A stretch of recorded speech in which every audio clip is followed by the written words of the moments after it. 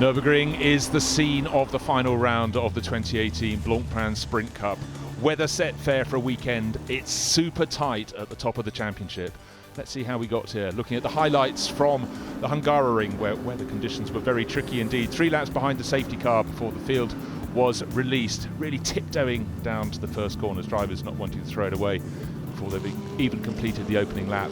But the really strong racing in the opening laps was between the two Christophers, Haas and Mies. Bortolotti's car with Engelhardt at the wheel was leading the way, but it was the Audis that were running side by side. A few drivers slipping off towards the edge of the circuit, but actually the drivers did a remarkably good job, as you can see, in very tricky conditions. Of course there were spinners. Unfortunately, Markus Winkelhock tipped into a spin there, got it back going.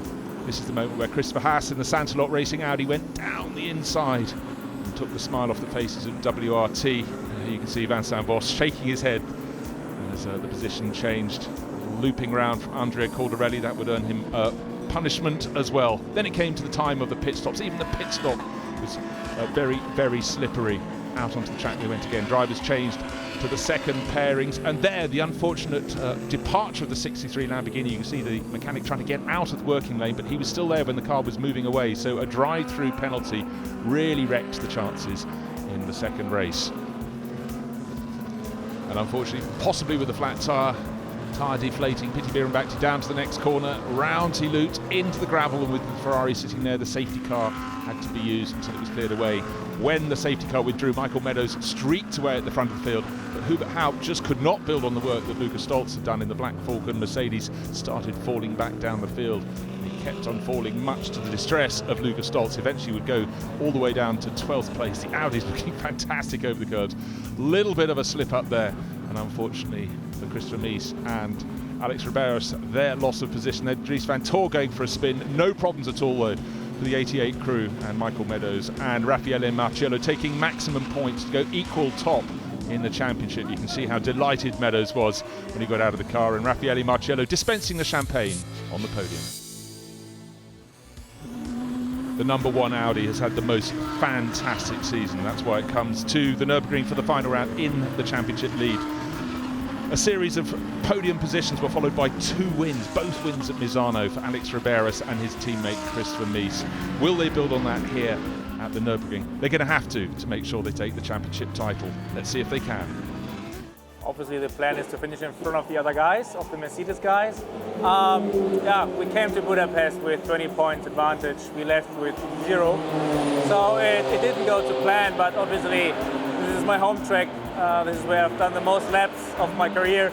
I live just 1 hour from here, so I really want to take this momentum, feel being in home soil and take as many points as possible from the other guys away and finish in front. In the Pro-Am class, Santalot Racing has a toe in the pond because Neil Stevenart and Markus Winkelhock have had a really good season. They've come on strong. 4 class wins out of the last 5 races in their battle with the TP12 Ferrari crew. Will they win it this weekend? I have done really many laps at Nürburgring, that's sure. Niels never has done 1 lap. It's his first time on the Nürburgring.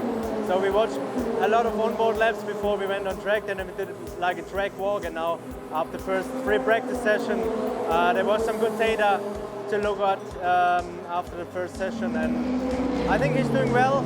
I think the Audi is normally pretty good at Nürburgring, and at the end, we just shouldn't do any mistakes, clear racing, and then I think everything should be possible this weekend. The pressure is really on for the TP12 Kessel Racing Ferrari crew of Piti Bierenbakti and Carlo Van Dam. They've led the Pro-Am honours all season, but they come here to the Nürburgring with only 3.5 points advantage over the chasing Santalot Audi crew. But Piti Bierenbakti is excited. Yeah, last year I'm new to all of the tracks, so my confidence is not that high. But this year is repeating of all the track. I have a lot more confidence. And well, the highlight of our team, I think this year we did not miss any podium, and I think in terms of my pace, I did a lot better than last year. So just continue doing the good job. In 3rd place for overall Sprint Cup honours are the 63 Lamborghini crew of Christian Engelhardt and Mirko Bortolotti. They've taken 2 wins, but their season has been full of ups and downs. Can they come good this weekend? Nurburgring is always a special place to race. It's not just because of the layout, but also because of the weather, because you never know what's going to happen. As it looks now, it should stay dry for the rest of the weekend, but you never know at the Nurburgring, and it's always good to have the last race of the season here. We won the endurance race 2 years ago in this place, so we got good memories at this track, and we are in the title fight. So yeah, never say never. We have a chance, and we will go for it, we will fight for it, and the aim is to win the championship. It's been a great season for Tempto Racing since they moved across to running Audis this year. They took victory in one of the opening races at Zolder, and Stijn Schothorst and Kelvin van der Linde are a super strong pairing, 4th on the championship, looking for more victories here in the final round. I like this track a lot. I've had my last year I've had my first GT3 race here, and it went quite well. Kelvin, my teammate, is very experienced on this track as well. So I think we're in a good position. We're sort of in the underdog position, but I think that's a good thing for us. We don't have much to lose. We can only go forward, and that's our aim. Historically seen, the Audi's been always quite good on the Nürburgring, so I'm hoping for this year it's the same. The BRP seems quite decent for us. It's really cool to be racing so many professional drivers, and I'm very proud to be able to match with them and occasionally beat them as well. And that's what we're here for, and that's what we're planning to do. A driver pairing that's really, really on the up. It's got the momentum. It's the 88 ACA ASP Mercedes crew of Raffaele Marciello and Michael Meadows. Came good with 2nd and 1st places to move equal with the championship leading number 1 Audi at the Hungaroring. Will they deliver this weekend? It's really finely poised. Relatively confident, I think. When you come to a race in Blancpain, you can never be fully confident because it's a really tough championship, but we need to maximise our package and then see where we end up. I think the Audi is going to be fast, so there's a few more of them, so we've got to fight our way through them. It's been a fantastic season for the ACA ASP pairing that runs in the Silver Cup class. Nico Bastian and Jack Manchester, they already have the championship in the bag, completing their season's real work at the Hungaroring last time out. So here it's a glory ride at the Nürburgring, and they're looking for a really, really top result against the full pro honours. Let's hear from Nico Bastian. The plan is to get points because we are still fighting for the overall Silver Cup Championship. So Hubert Haupt is here, who wants to steal the trophy. So that's why we need to look after him, to be ahead of him, or at least not to lose so many points. And it's his home track as well, and it will be tight for sure. So we try to find a lot of points here to have a good advantage for Barcelona, because for sure the overall championship is very nice to get as well.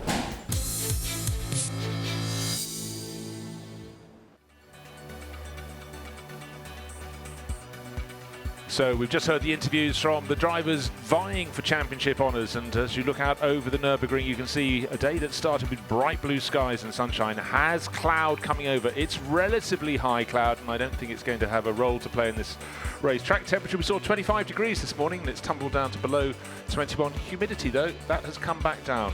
So for John Watson and me, Bruce Jones, I think we're set fair for 1 hour of prodigious racing. There's so much to play for. This is the penultimate race of the championship, the final race tomorrow morning, but we've already had the roll of the dice and the championship leading duo of Alex Riberas and Chris Vermees, their car in the wall this morning. But this is a circuit, the Nürburgring, that is just so difficult to get past, easy to get close, but you've really got to choose your moment and be committed to get past. Yeah, 5.1 kilometers around, 16 corners, but they tend to flow into each other. Difficult to get a run on somebody and get a clean overtaking opportunity into turn 8 down to the bottom of the hill is one opportunity. Favorite place probably is actually at the end of the pit straight into turn 1. But if you overrun the corner, it's easy to get the undercut from the car you've been overtaking, and it can come back and then squeeze you out going through that long double apex turn 2. So there is the final corner of the circuit, turn 16, just on the right-hand side of the screen. A course vehicle going the wrong way through the chicane, but you can see the drops and the rises of the Nürburgring circuit. Almost nothing is on the flat. How about that for tight at the top of the championship? Raffaele Marciello and Michael Meadows listed as on top, but they only have 1 win to their name, and Alex Riberas and Chris Vermees have 2. So at the moment, they're actually the team just ahead, but Marciello was just pipped to pole. If he got the bonus point, the number 88 Mercedes crew would be on 75 points at the top. It's so tight, but both of them will have one race where they're starting near the front and another when they're starting in the midfield. Both cars had light problems because Michael Meadows only qualified 10th for this afternoon's race, so he'll have to keep it clean, keep it tidy, and get out of the middle of the pack, stay out of trouble, which is never an easy thing when the cars are so close in terms of lap times. The big issue, of course, is going to be for the number one, the Audi of Christopher Mies and Alex Riberas, because in Q2 it had a big shunt down at the bottom of the hill going into the hairpin at turn 8. Turns out it was a brake pipe failure. So that's the reason why we saw that we obviously may not have been following it unless you're following online. So that car is still probably being worked at if it hasn't made its way onto the grid. The team did ask for a scouting lap at the end of a previous round of the Formula Renault Championship. That was declined. They were advised if they need to do work on the car, to get the car out at the earliest opportunity, to do laps through the pit lane, which they're allowed to do. And if there were any requirements to change to the car, well, then that's when they can handle all that situation. We've seen the orange and green Lamborghini number 63 go to pole. Let's hear from Mirko Bortolotti. Mirko, now this is a big race for you. Lots of championship title points on the line here. Turn 1, very complex. You're going to go for the outside or the inside? Well, I start on the right-hand side, so if the start goes normal, I think I will defend my line. But you know, every start has its own story. So let's see what happens. If everything goes well, I have the inner line, so I will defend that. So, as you said, you're maybe going to take the inside of it. Is that going to be really beneficial? Because, you know, the outside line tends to be a bit quicker. Yeah, but you still have to get around it. So, if you're in front, you can decide which line you take. And if the guys are behind, if they want to go past, they have to go around the outside, which is not easy. Now, what advantage do you think the Lamborghini has over the Lexus beside you starting on P2? I think it's so well balanced in this championship, as you see. So it's really hard to say. I've never driven the Lexus. I know my car really well, and I'm really happy with the car I drive. So I think it's going to be an exciting race. We have the best starting spot that we can have, and starting from pole is always nice. But at the end of the day, the points are awarded at the end of the race. So we have to have a really strong race if we want to win. Good luck. Thank you. As always, Mirko Bortolotti straight on the money with his conversation. But it is a mystery for him, starting this time with the Lexus alongside him on the front row. The Lexus got nothing to lose. So Albert Costa, who's astounded himself and the team, they were absolutely nowhere in practice yesterday, second fastest. What do you reckon? He can really go for it into the opening corner, whereas Mirko Bortolotti knows he's third in the championship, has a chance for the title. He's got to be a little bit defensive. To some degree, he's got to be a little bit circumspect, but of course it's a battle between who's going to be into turn 1 the first. Bortolotti is not going to concede anything to the Lexus, and he will consolidate going into turn 1 and out of that into turn 2. Well, let's hear from the Lexus crew, because Cota's caught up with Albert Costa.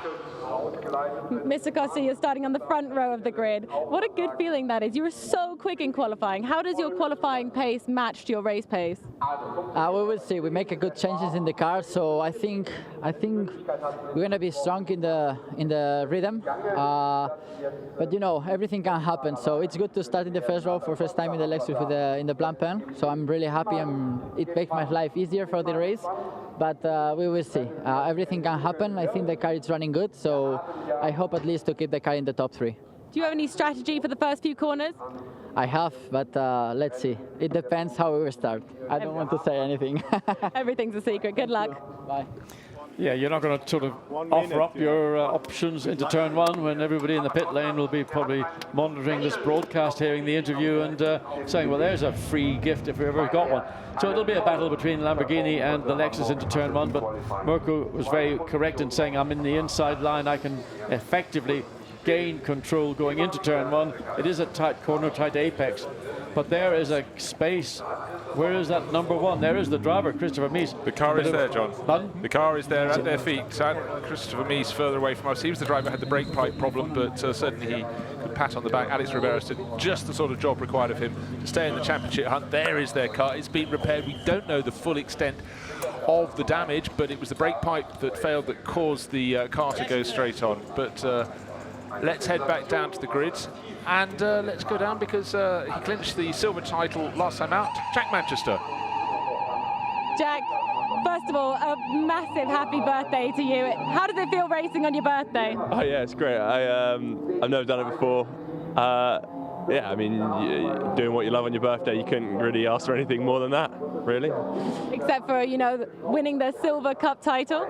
Yeah, no, that's something that would be really nice. Obviously, you can't win it this race, but the overall this race. But it'd be nice to get the win this race at least. And what's it been like racing with Blancpain at so many legendary tracks such as this one? Oh, it's been amazing. I couldn't have asked for a better championship to do, but you know, better car, better teammate. It's just the best. Good luck, birthday boy. Just, I want to go back to the number one Audi. The team obviously worked flat out to get that car repaired, to get all the suspension components. The left side of the car was damaged. The problem now is Alex Riveros, who's going to be taking the start, will have only had at best a number of laps where he's come through the pit lane, gone out and done another lap. Very little option or choice if there were issues. But the WR team is such a well-oiled machine. I mean, they know exactly what it's going to take to get that car back to the quality and standard it was before that moment for Christopher Mies in Q2. Nevertheless, as the championship leader effectively, although they've got the same number of points, they're ahead on race wins. They know that down in the fifth row of the grid, Raffaele Marcello and Michael Meadows are going to be very difficult to contain because they will want to come forward at the earliest opportunity. Whereas Alex Riveros is going to be feeling, well, you know, have I got the car I had before it got damaged? Yeah, it was also worth pointing out that in qualifying 2, the Lexuses weren't as quick. They found this magic setup for qualifying 1, but the track is changing the whole time here. Anyhow, who else can go into the mix? The number 2 Audi most certainly can make its presence felt. Starting from 6th, Will Stevens will kick it off, sharing with Dries van Tor. And it really is, it's these battles of the manufacturers. So many different makes at the top. Lamborghini, Lexus, Audi, Mercedes, Audi. That's how it is at the top of the grid. And we know this team pairing can deliver. Just at the row ahead of them in 4th place, Simon Gachet and Christopher Haas. They've been really strong through the latter part of the Sprint Cup. With 2nd, 3rd and 4th, or 3rd, 4th and 2nd in the last couple of races. They will definitely be a feature too, getting in the way of the championship challenges, but that's their job, John. Well, look, they're here to do a race. They're here to win the race if they can. They do the best for themselves, but principally for their team, and then for the brand that they're being supported by. Obviously, if there's a championship battle going on between the 88 Mercedes and the number 1 Audi, you don't want to get directly involved in it. If you're behind it, you sort of might get involved a little bit, but if you're ahead of it, well, you're just going to drive your own race, and that's what you are required to do. So Gachet and Hasse and that Audi in the 2nd row of the grid, that's probably the better of the 2 Audis. The number 1 we'd still wait to see, is it a work in progress, or have WRT got that car back to the standard and quality it was before the incident? So just riding past row number 3, Nico Bastian will be starting in the 90 car he shares with Jack Manchester. He was on the left of the screen. And the 66 Audi, Stain shot horse getting better and better. Ezekiel Perez-Companc likewise in the 19 Lamborghini alongside. The car equal lead in the lead of the championship. Number 88, you can see Michael Meadows will be starting down on the 5th row in 10th place. He's got a lot to do, but he's got to make sure he doesn't pick up damage at the first few corners and in turn gain a few places. It's all about points, and in this first race we have points only down to 6th place. He's got to make sure he gets among them. Yeah, and of course on the opening lap into turn 1, always a major pinch point as you try to get into the apex. It's very narrow at the apex, although it's a very wide part of the racetrack. And then from turn 1 through the double left at turn 2, you can attempt to go the long way around and try and sneak into the apex in turn 3. It gets very congested. Those first 4 corners can either seal or otherwise the fate of your race. Certainly can. You don't want to be backwards and coming forwards, but you don't want to go forwards and come out of it backwards, if you know what I mean. Right down the back of the grid, penultimate row, you can see the yellow and blue Kessel Racing Ferrari, TP12 Pro-Am points leaders, but only 1 position behind them on the grid, the challenging Santalot Racing Audi. Yeah, they were pushed further back on the grid than they were. Actually, there were 18s, but there was a technical infringement, and when the car came in under a red flag, there was actually a computer plugged in, which is a complete and utter no-no. So that meant that the team were penalised, so they are at the back of the grid. So field shortly will get underway behind the safety car, and then this race will go live. It's going to be, I think, just 2:05 at the point when the lights go out. So waiting for the start of formation laps, the familiar face or sector part of his face of Mirko Bortolotti, all concentrating, waiting for the signal. First chance to get a feel for the past 10 minutes of his 63 Lamborghini, the orange and green Grasser Racing car starting from the left on the front row, weaving around, trying to gain every message he can, is Alex Riberas in the third place car, the number 1 Audi. Of course, this is the car that's been rebuilt since Christian Mies had the problem and shunted the car down at the hairpin during his qualifying session. It has left them in a qualifying position they don't want for race 2. It's right the way down in 14th position. That's going to be another story. Today, though, we focus on the final qualifying race of 2018 in the Sprint Cup. We've got, of course, the feature race tomorrow, and then the final round of the overall Blancpain Series and of the Blancpain Endurance Series, also in 2 weeks' time at Barcelona. Here is the 88 Mercedes on your screen, starting 10th today. They'd have rather been at least 2 or 3 rows further up.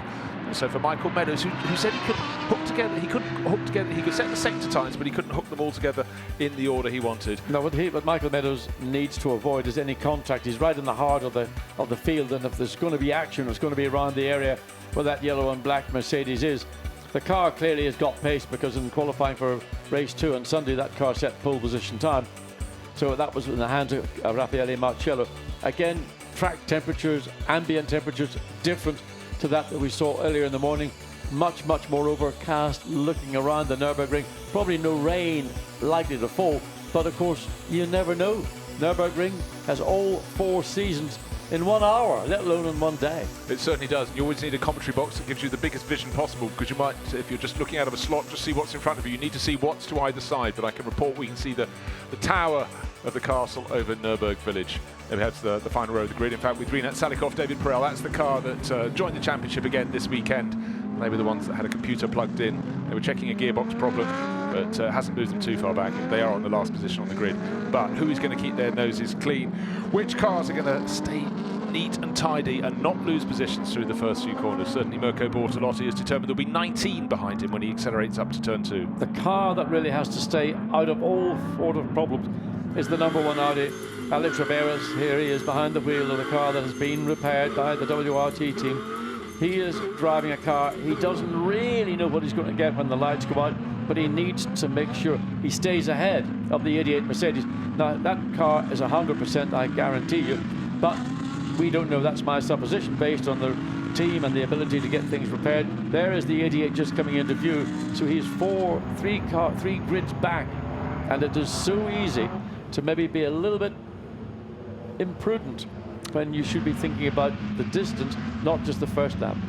And for the Emil Frey Lexus team, their number 14 Lexus is on the front row of the grid, dreaming of a podium result. If they can get their first win of the championship, they will be super made up, especially after yesterday. They were all over the place in practice, couldn't find it. Now, waiting for the lights to go green, looking up the starting gantry, the cars coming into the final corner, the right-hand hairpin, onto the start and finish straight in their pairs, 10 pairs. 2x2 formation. They come around to the final corner. Lights on the gantry are red, waiting for them to go green. They won't.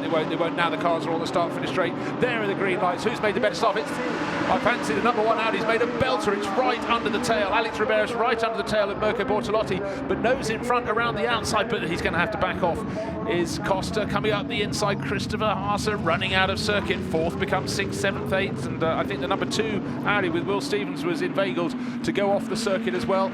Good to see in the middle of the pack. The 88 Mercedes has not put a foot wrong. Michael Meadows trying to gain ground and certainly looking very positive. Nico Bastian up into 3rd place for AKSP, going up the inside of Albert Costa, who's on the wrong position for turn 4 and is pushed back down to 4th place. Could be a place gained by Ezequiel Perez Compact, because driving on the grass is not the best way to go, John. No, getting 3 into turn 5 will not work, but good start by the Lamborghini, consolidated its grid. The Lexus got a little bit elbowed back in 3rd place, but the battle with Nico Bastian and the 90 Mercedes, clearly Bastian sees an opportunity to seize another position. Lexus goes very defensive, goes way out to the right-hand side of the track, then comes back to the left, breaking down into turn 8. So group of 4 cars, and they are all nose to tail. Where is Michael Meadows? There he is.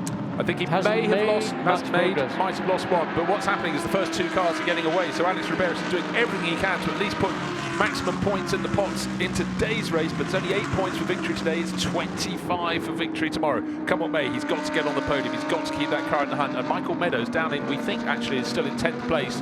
He's going to see what he can pick up. Pro-Am class leader just going out of shot. It's Piti Birambakti. And behind it's some quite robust stuff. We've already seen, I think, Niels Stevenart pushed out over the side of the circuit. He stays back on, and it's tidy. So the 2 runners, the Sansalok Audi, that started with Simon Gachet, not Christopher Haas, from 4th place. We saw it going deep into the first corner, going wide, took another Audi with it, which we think was Will Stevens. So they've lost a bit of ground, but certainly Mirko Bortolotti did absolutely everything right. Yeah, good start by the number 1 Audi to get that 2nd place and get ahead of the Lexus. That was going to be a problem car that's got good straight line speed. But Alex Ribeiro, as we saw coming down into turn onto the start, right under the rear wing of the Lamborghini as we go further down the field. And the 66 having to go defensive against the BMW coming down in 55 if I got into turn 1. And then you've got the 2 Mercedes, Nicolas Jamin and Michael Meadows. Michael Meadows really getting sort of bogged in that middle pack and not able to make any progress, certainly not at this pace. Yeah, not at this pace. He lost 1 position. In fact, he probably lost about 2 or 3 because the 2 Audis that had the clash at the first corner or ran off the circuit should be behind him. No, Stevens is ahead, so Stevens lost a little bit of ground, but not as much. And certainly the big loser there was Simon Gachet, who is 20th and last. And out front, an advantage which is over a second. Mirko Bortolotti ahead of Alex Riberas, then a gap of another 1.2 seconds back to Albert Costa, who's holding up the train of cars behind, but holding on to 3rd place. As I said before the start, if he can get a podium position, that would be fantastic for Emil Frey Lexus Racing. Here we see again, look, the 3rd car, that front 3 cars gets down the inside. The Lexus just simply overruns, partly because the Lamborghini likewise overrun and took the Lexus with it, and that's what really opened up the opportunity for Alex Ribeiro to get up the inside and try and get as close to the back of the Lamborghini as he had been as he came down into turn 1. And now there's Nico Bastian, who momentarily gets the Mercedes ahead of the Lexus, but on the wrong part of the racetrack and being effectively pushed right out onto the grass. Then coming through down the hill to turn 6, the field just makes its way side by side and back to the action. Back to the action, still with Mirko Bortolotti leading the way from Alex Riberas. Albert Costa holding down 3rd for Lexus. Nico Bastian leading the Silver Cup. We've already got the Sprint Cup, Silver Cup, if you will, title in his pocket, shared with Jack Manchester. He's running 4th, he's got ahead. Or right behind him, he's got Ezekiel Perez-Compact, who's made a really good start, up from 8th to 5th. But also Norman Seidler in the 2nd of the Lexus. He's now right on the rear of the 88 Mercedes-Benz. As Gottfried Grasser looks intently down at timing and scoring. Focus on the gap between 1st and 2nd now, 1.6 seconds to the advantage of the 63 Lamborghini. And really, really impressive run from Lucas Morais, looking at the BMW, the one and only BMW entered by 3Y Technology, running in 9th place. That really was a leap up the grid for him. Again, 2 places, got ahead of Michael Meadows. There is Michael Meadows, equal in the lead of the championship on points. We'll get down to the minutiae of the fact that the number 1 Audi crew is equal on points, but has 2 wins to the 88 crew's 1 win. But again, running wide outside of the circuit. But that he's under a lot of pressure from that 114 Norbert Seidler driven Lexus. Not what he wants. No, Norbert Seidler has made progress. He's made a couple of places on board with Michael Meadows. I mean, you can see a lot of amount of steering correction that he's having to input into and making an adjustment down to the side of his leg. I don't know if that's a brake adjustment or not, but anyway, he's got Norbert Seidler directly behind him, and in that last lap, Norbert Seidler was 0.7 of a second quicker than Michael Meadows, who of course himself is boxed in with traffic ahead. So yeah, well, in fact, it's not so much boxing in place. Because if you look, John, just ahead of him, the gap to Nico Jamin, his teammate, is actually stretching out because Michael's looking backwards rather than forwards at the moment. So the 2nd half of the grid, nose-to-tail stuff, as we expect in Nurburgring. And we see Simon Gachet has picked off his own teammate, so Neil Stevenart, who's only 3.5 points down in the Pro-Am honours, is now at the tail of the field. Gachet will pick his way up the order, but it's going to be difficult. He should be just coming into the background of the shot, just is behind the TP12 Ferrari. Norbert Seidler on the headlight flasher, saying to Michael Meadows, I'm quicker than you, I'm going to come through, looking to go down to the one side, but he couldn't really find that route back to this battle now that's taking place for 2nd place. Lexus, Albert Costa seemingly regrouped, now picking up pace, showing the kind of pace that we saw in qualifying, and maybe beginning to pull. He is pulling away from the 60 Mercedes of Nico Bastian and thinking about, well, I'd rather have 2nd place in the podium than have 1st place. This would be manna from heaven. It certainly would. For the ASP team, if they were to see the number 1 Audi lose that 2nd place, because the Lexus right now looks as if it can hold coming through turn 3, certainly able to hold a much tighter line around almost 2 wheels inside the apex rather than on the outside of it. But, and there always is a but, there's a black and white warning flag to car number 14. Yes, the Lexus we've just been talking about for exceeding track limits. It's just dropped off our screen as well, and in fact others are being warned for exceeding them at turn 4, the corner. We just saw Albert Costa going wide off the left-hand side of the circuit. They're all doing it. 17 and 19 have also been warned. That's Stuart Leonard and 19 Ezekiel Perez-Companc. Well, Raffaele Marciello, well, yeah. he's not got a smile on his face, but well, the that's car a is smile. By his normal standards, that's a smile. So let's look and see just where Norbert Siedler pushing very hard in the rear of the 88 Mercedes-Benz. You can't really get an awful lot closer unless you want to make contact, and that's not something that's going to do either of those two cars any good. But certainly at the minute, the 114 Lexus appears to have the greater pace than the 88 Mercedes does. Just looking to see if there's any gains from Albert Costa. He was third, but pushing for second place very hard, pushing the number 1 Alex Riberas driven Audi. It was absolutely almost identical times from the first sector. Difference of just 2 1,000ths of a second. If you're Riberas, it's important because you were the one that was 2,000ths of a second faster. The gap between them just under half a second. In fact, it's come down a tiny little bit. Yes, just under 0.3 of a second now. Well, I look up the inside. It was never really on because Riberas was sufficiently far ahead to be able to take his line, but nonetheless the intent from Albert Costa is clear, and he feels that he's got the quicker of these two cars. But this is the same old story. Wherever you look, you can catch, but can you find a way through? He's certainly going to have a look again down the inside into turn 1. Too far back to make it of any value, but it's just trying to create distraction from Alex Riberas to keep him looking in his mirrors and thinking negatively and thinking backwards and thinking forward. Nico Bastian, by the way, just said, I think it was just about to say, a new lap record. He's just coming into the back of the shot, but for Christopher Mies, he's just relieved the car is out there racing. The fact he's holding down second position is wonderful news from his point of view. Lap record was previously 1 minute 56.385. It's now 1 minute 56.249. That is a really impressive lap from Bastian. He knows the circuit. And there he is in the number 90 Mercedes. He's got clear air behind him. Back to Ezekiel Perez-Companc, who's running a very good race in 6th place. Stayne Schotthurst, we heard from him before the start of the race. And behind Will Stevens. Will got caught up in that first corner incident, but was very quickly back onto the circuit, whereas Simon Gachet in the number 25 Sansalot Racing Audi, he shares with Christopher Haase, rejoined the race. He went much further off the circuit at turn 1. He rejoined the race in 20th. He's now up to 19th, He's trying to get past Rinat Salikov, but for him, the good points have gone. The gap between first and second's hovering around 1.8 seconds. Although Marco Bortolotti got the run and got the advantage at the start, he's not actually managed to stretch that advantage much more than he's done over the last, well, since the lights went out. But again, it's Albert Costa who's doing everything he can, trying to find a way to put himself into a position to get up alongside Alex Riberas in the number 1 Audi, but Riberas isn't about to give it up. He knows he needs to get maximum points, even though the points are relative to the event on Sunday, the smaller of the two. But there is the view from the number 1 Audi into the final turn. Got to get the front of the car in, get a late apex, get on the throttle, not overrun on the exit of the corner, because that then will lose your time. Back across the line for the 5th time. Better lap for Alex Riberas. He gained 0.2 of a second, a little bit more. Still looking at the face of Raffaele Barcelo. His car, the championship challenging car, is still down in 11th. It's half a second down on Nico Jamin, actually slightly closing in there, but 11th means no points. In fact, anything from 7th place down means no points. Yeah, interestingly, the gap between first and second has closed down by all of 0.2 of a second, but that is the pace that Alex Riberas is being forced into, primarily because of the pace of the number 14 Lexus behind. But the gap had been 1.8 seconds, the penultimate of lap 4, now down to 1.6. I don't think it's an issue or a concern or a problem for the Grasso Racing Lamborghini. It's just the fact that the Lexus is forcing Alex Riberas to run harder than maybe they had imagined.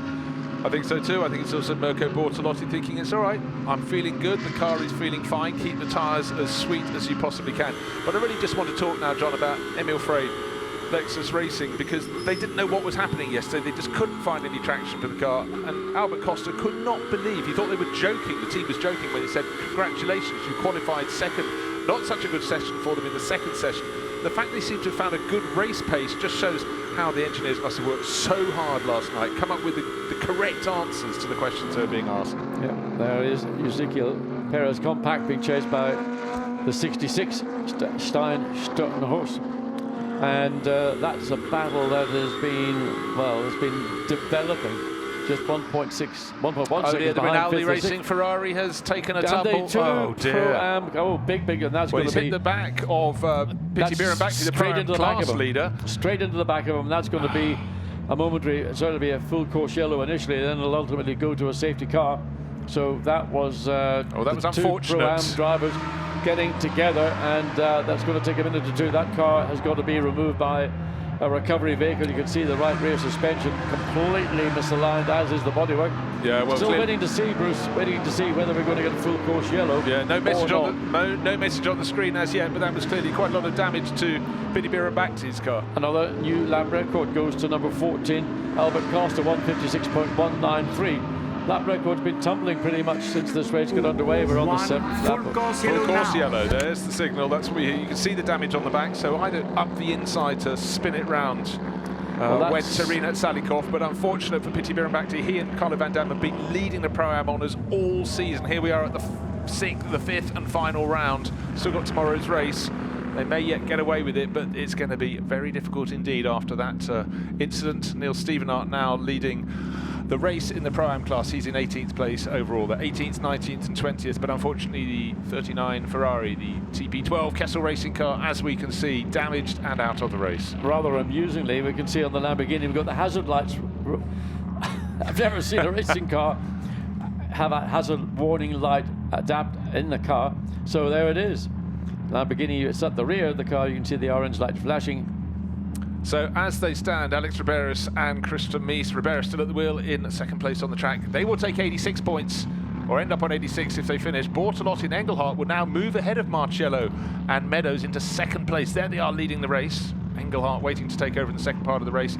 And Meadows not in the points, he's down in 11th place on the track. Marcello, we've seen him in the pit garage, he'll be very frustrated indeed. It looks like they're not going to get points in this race, but hey, look at the clock, we've got full course yellow, we've still got more than 3/4 of an hour of racing. But unfortunately for Michael Meadows, he lost a place or two on the opening lap, fell down from 10th to 11th, and has not been able to advance thus far from there. And what's even worse for the 88 Mercedes is if the positions remain as they are now until the end of this race, then this car, the 63 Lamborghini, is going to elevate itself from third up to second in the championship. So a lot to be concerned about in the 88. Oh, careful. So we've got the car pulled away to safety, away from the actual racetrack. I don't know whether they intend to remove it from there behind the barriers, but it's certainly been pulled away from the racetrack. Well, not too surprisingly, look at the damage. There's the message on screen, car 333, that's Rinat Salikov's Rinaldi Racing Ferrari. Incident with car 39, which is Piti Bhirombhakti's Ferrari in turn 8, the hairpin at the bottom of the hill, is under investigation. From the damage of the car, it wasn't a gentle tap. So most unfortunate for the driver from the family that own the Singer Brewery. He's having his second season in Europe and was looking very good. So on left of screen, Andrea Caldarelli. On right of screen, in the Grasser Racing Garage with a smile because his car's leading the race is Christian Engelhardt. Of course, it's in the hands. Engelhardt will be happy with the situation. Pit lane will be open in literally 10 minutes. They're not obliged to come in at that point. Rinaldi Racing Ferrari has just made it back to the pits. Unfortunately, the only way that the 39 Ferrari, the TP12 car of Piti Bhirombhakti will get back is on the back of a flatbed truck, such as the damage to its right rear corner. Can't see any particular damage to this one, but they're going to investigate. Out comes the trolley jack. That most likely will be swung into the garage for investigation. Damage around the front of the Ferrari. It should be front left, shouldn't it? Any damage? It'll be put on the dollies and pushed back into the garage. Its race is complete for this afternoon as the field makes its way down. There you can see right front. And just need to go around to the other side at the front. Safety car shouldn't be out for too long because they've managed to drag the blue and yellow Kessel Racing Ferrari away. Piti Bhirombhakti will be furious, no doubt, and just massively frustrated. His first season was a learning season. This second season he was looking set fair, but it was very close on points, it must be said. But he was doing the thing he needed to do. He was leading the Pro-Am class in this race, ready to take the maximum order of points, and now quite clearly he won't be. Looking for other changes up and down the order. Let's just go down the order, in fact. Mirko Bortolotti leading in the 63 Lamborghini behind the safety car. Second place, Alex Riberas. That was a very good start from them. Got the jump on Albert Costa in the number 14 Lexus. The Lexus has been fighting back. Fourth place, the drivers who've already clinched the Silver Cup honours. You can see their black and grey, silvery grey Mercedes in the middle of the shot. They're just in front of the green Lamborghini, which is Ezekiel Perez Compact. It's Nico Bastian in the 90 Mercedes, who's tucked in behind Albert Costa's Lexus. Sixth place, just into shot now, Stein Schotthorst in behind him. number 2 Audi is Will Stevens. And then we have the other Peter Schotthorst in the 55 Attempter Racing Audi, and Lucas Moraes. Great run. The BMW M6 has just not been really the car to have thus far this season. He's got a new teammate this weekend because Dennis Dupont has stepped across from racing in the TCR, sort of touring car silhouette championships around the world. And Nico Jamin is holding down 10th place overall, 1 position ahead of the driver. But if the car finishes as it is, will not score any points and will go from 2nd in the championship down to 3rd. That's Michael Meadows in the 88 Mercedes. So the field still running under a safety car now. The safety car is on track. You can see it coming through turn 13. We've had a full course yellow, and that's everybody gets into control then under the safety car. Then everybody can then close up to the tail. Great news for us. Obviously, Mirko Bortolotti will need to be on his toes. Well, let's go down to the pit lane because Piti Bhirombhakdi knocked off the track and Dakota has caught up with his teammate, Carlo Van Dam. Carlo, now unfortunately we didn't see it, but do you know what happened? Well, I haven't seen it myself, but Piti said he got touched on the back. Obviously, I saw the other 333 car also out of the circuit, so I guess something happened between the two of them, and it's a shame because we were just focusing on finishing the race. We're in great shape. And then, well, eventually race 1 ended up so quickly is very disappointed. Is Piti all right in the car? Technical problem there. So there we have it, and that's Carlo being frustrated, but don't forget he has qualified an astonishingly good 5th overall on the grid for tomorrow's race. So the car will be repaired, and they will start many rows ahead of their championship rivals. Yeah, I mean, it's the race 2 on Sunday's got an entirely different complexion on it compared to that we've seen so far here this afternoon at Nurburgring. It's still Lamborghini leading from Audi, leading from Lexus, then first of the Mercedes. And this is going to give everybody impetus. The person that's going to lose the most if he is in that position will unfortunately be Mirko Bortolotti. So when the safety car does eventually return to pit lane, he will have control of that chain of cars. Okay, talking of the chain of cars, they need to get closer together, particularly the ones further back, because Constantina's out and Michael Meadows needs to score points. He's down in 11th position. He wasn't even terribly close to Nico Jamin. There's the message, safety car in at the end of this lap.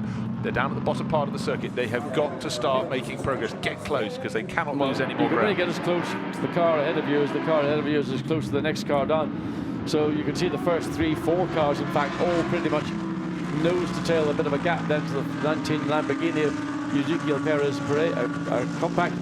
5 minutes to go before the pit lane opens, so how many of these cars will take that opportunity for the early pit stop and give maybe, in the case, maybe the pro driver or the quicker of the 2 drivers the opportunity.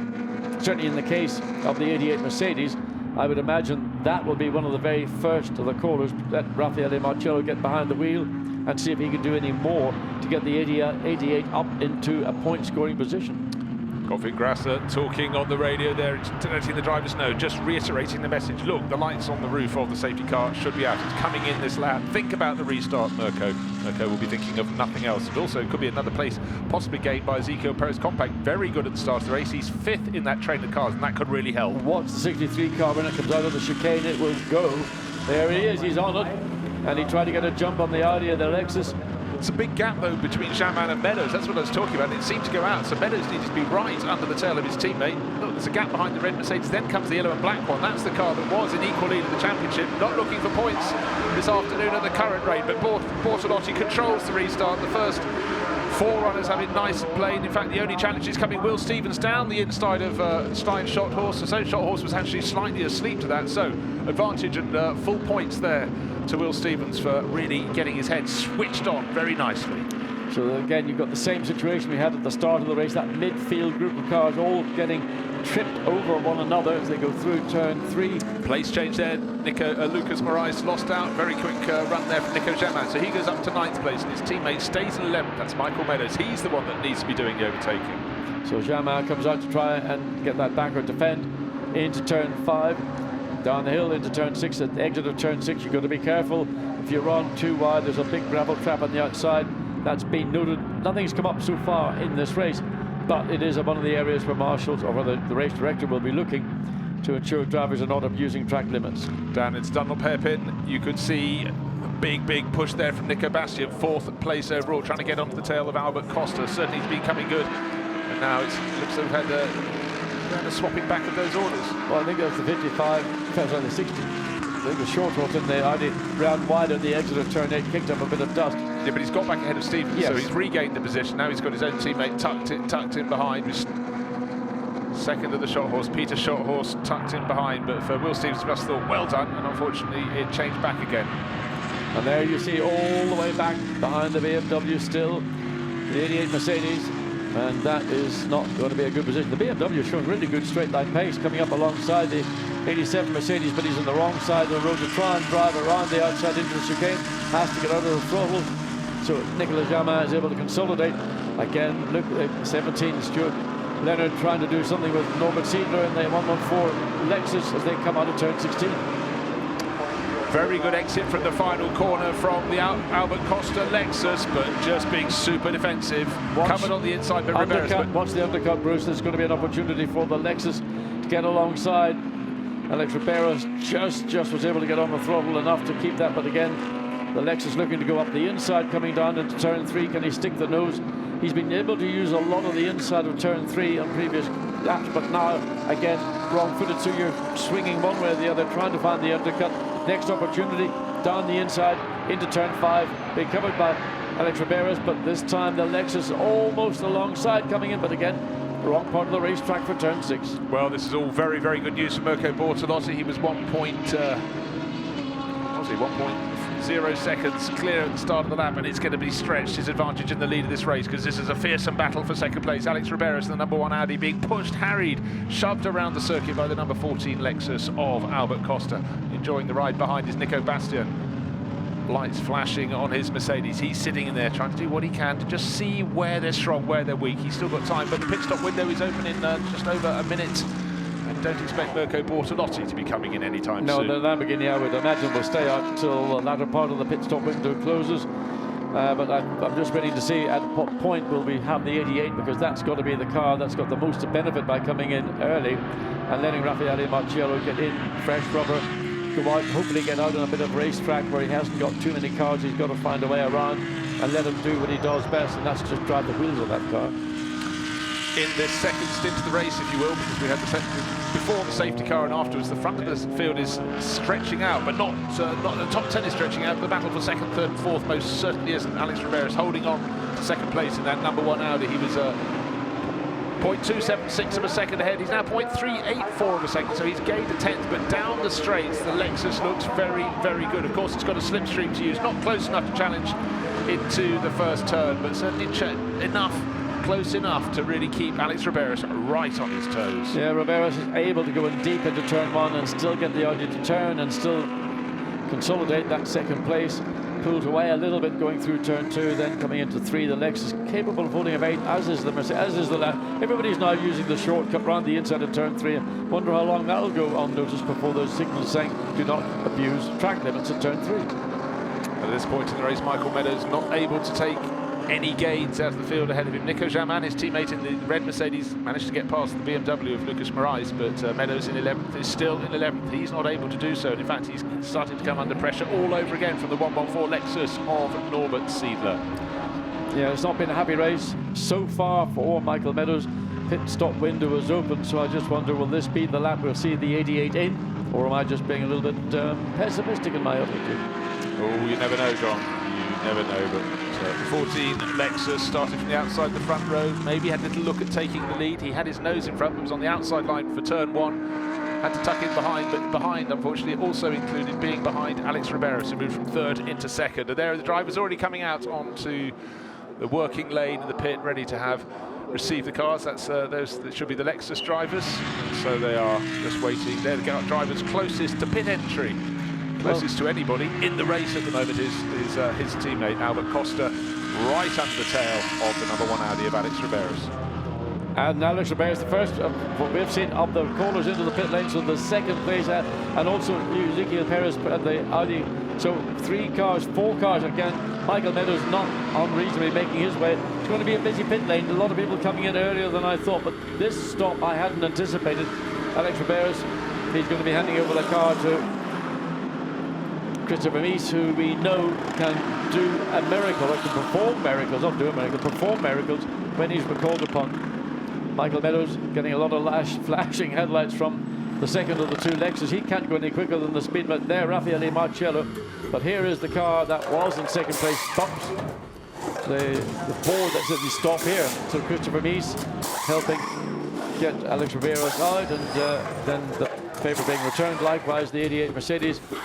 Raffaele Marcello. It's going to be a battle of the pit stops to see who can get the cars down and rolling, get that wheel and tower across the white line before you roll. Oh, and both cars get rolling, but the benefit to the Audi was it was at the end of the pit lane, and now the 88's got two cars between him and that number one Audi, and that will, again, look, the Lexus running behind. What's he flashing his lights for? It's a speed limit in the pit lane. Yes, as if Raffaele Marcello just was choosing to go slowly and lose time the opposition. Of course he wasn't, but it's about half the field that came in for the pit stop. Still leading the race, Mirko Bortolotti. There is Mirko Bortolotti. He was 2.3 seconds clear of the Lexus of Albert Costa. Costa had been third, but the Audi number one, Alex Riberos, pitted from second place, probably tired of being harried by Costa in the Lexus, but really Mirko Bortolotti has looked comfortable in the lead of the race. He got clear, and as they were fighting behind, he didn't pull a great deal clear. He was 1.8 seconds clear, and it was pretty much that when the number one Audi came in to make its pit stop. In third place, Nico Bastian in the number 90 Mercedes from the ASP stable. He's got the bragging rights in that car. Bortolotti comes in, and again, that's earlier than we expected, Earlier, but maybe they're looking at saying where we're not just about when we make our pit stop, more critically, where will we fall back into the field? And what they're considering is the pace of the number one Audi, which was the first of the pit stoppers. They will want to get this car back out and be ahead of the number one Audi when it comes round at the end of its first flying lap. So the leader on the track now is the number 55 Audi, and at the wheel of that we've got Peter Schotthorst right under his rear wing, Nico Jamin in the 87 Mercedes. But all eyes on the 63 Lamborghini's pit stop. Out hops Mirko Bortolotti, in clambers Christian Engelhardt. Of course, we want to see where it comes back out onto the circuit. It should be ahead of the number one Audi, and when that one comes around. Bruce, more critically, Grasser Racing will be aware of the error that occurred. Car's down, no problems this time, so the car will be rolling.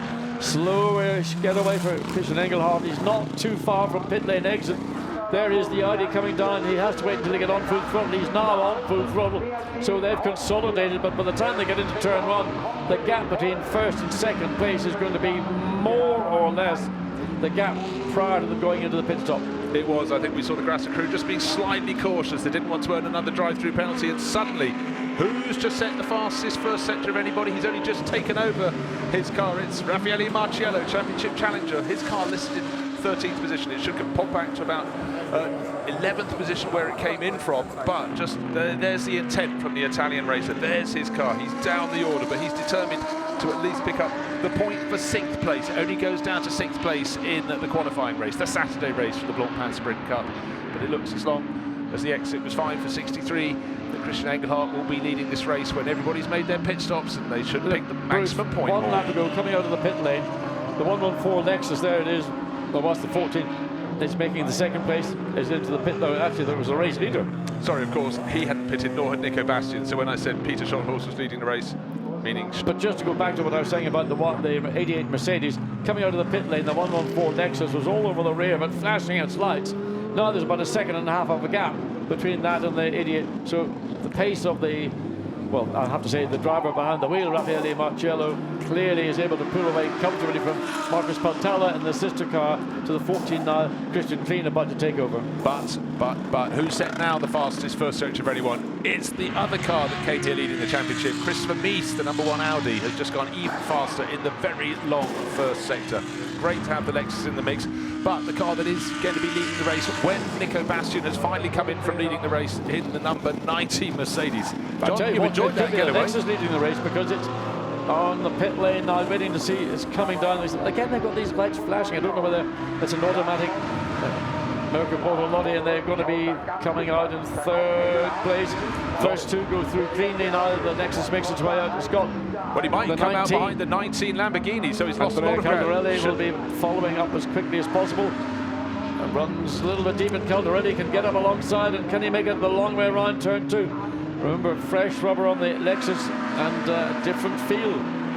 Dries van Thor fancies a bit of the action in the number 2. That was very, very defensively done. And there we go, Van Thor was on it. He's on the wrong line as they go to turn 4. He'll have to cede position. Back in 5th, but he gets a better exit, running wide off the circuit, trying to get heat into his tyres, but you don't get so much over there.